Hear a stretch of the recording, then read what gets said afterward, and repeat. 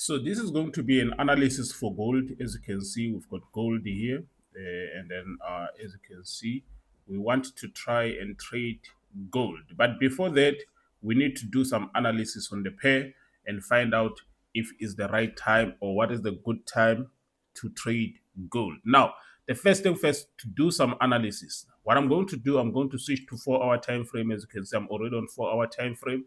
Now, I'm going to try and identify two things. I'm going to try and identify a trend and a change of structure. Now, first thing first, I can see that here the market is going down, is creating what we call lower highs. Lower highs, as you can see, the high that is coming next is lower than the previous one. Lower than the previous one, as you can see.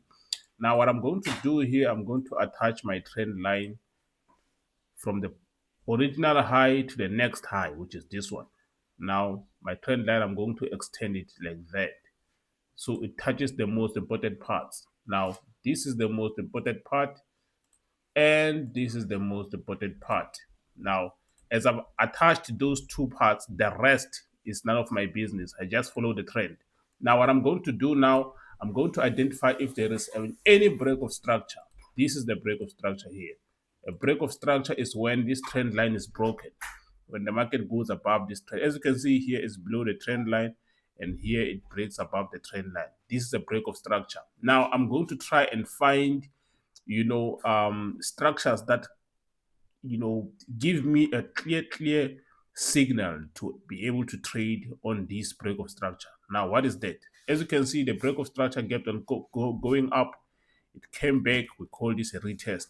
Now, when the market go up, breaks the structure, come back to the same structure, and go back up. We call this a break of structure and a retest. Now, this retest is the one that is going to give me a clear signal to take the buy. So this is going to be a buy trade.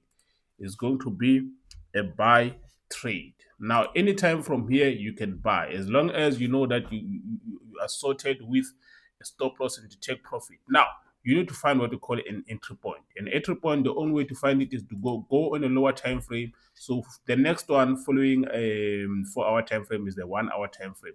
Do you see anything on a 1-hour time frame that shows you that you can buy? I'm looking at this previous support, and then I can see that, all right, when I extend it, this is a clear signal for me. They've rejected here, rejected twice, came back with a false breakout, came back on the upside, reject.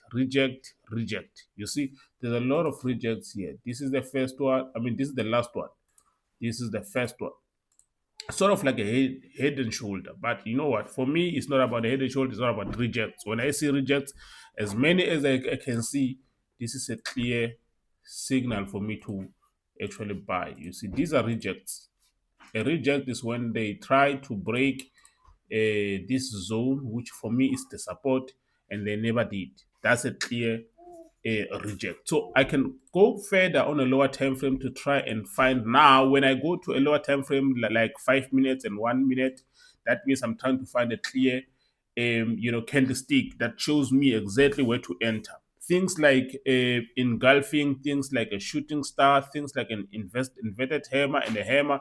Those are the kind of things that now I'm looking for when I go on a lower time frame. But for what, if I don't want to stretch my mind to that far, I can just remain on 15 minutes or 1 hour to find these structures. Then just take my buy and be patient for the trade to come into fashion, to go into profit. That's exactly what we do. So before you take a trade, that's exactly what you need to do. So as you can see, we're now on our phone. What we can do, we can come here. I'm on the same trade as gold, as you can see, and then try and reduce my lot sizing, reduce my lot size to something that is reasonable. So let's just go for 0.03. You see 0.03.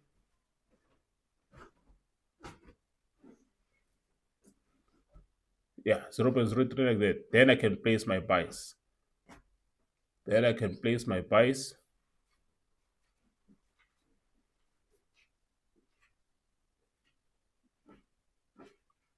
Are they even opening? Let me just reduce further. Okay, you see, I took my buys. I've got 2 buys, and I'll just wait for them to go into profit. This is how you analyze your gold. Gold is very easy because it has, if you could go to the history of gold, you will see that it has clear trends. It doesn't fool around. It has got clear trends.